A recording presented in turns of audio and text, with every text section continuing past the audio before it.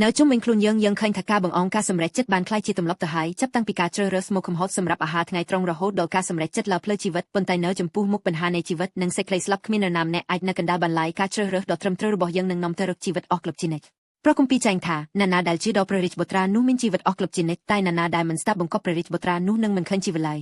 យ៉ូហេន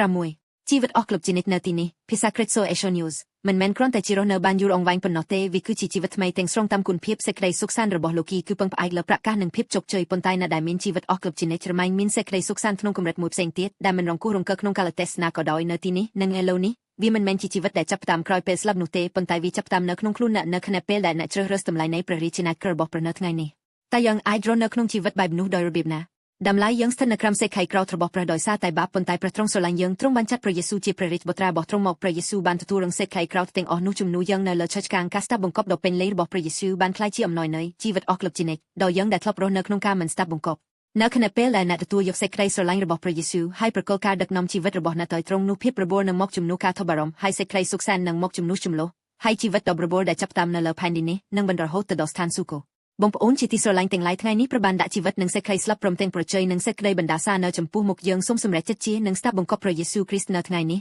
ដើម្បីរីករាយនឹងជីវិតអស់គ្រប់ជានិច្ចដែលហួសតាមរយៈព្រះយេស៊ូវចាប់ពីពេលនេះនិងនៅទីនេះជីវិតអស់គ្រប់ជានិច្ចមិននៅឆ្ងាយទេវាស្ថិតនៅក្នុងការជ្រើសរើសរបស់អ្នកនៅថ្ងៃនេះសូមប្រទានពរក្នុងព្រះនាមព្រះយេស៊ូវសូមឲ្យថ្ងៃនេះរបស់អ្នកពោពេញដោយសេចក្តីសុខសាន្តនិងតម្លៃដែលលោកីមិនអាចផ្ដល់ឲ្យបាន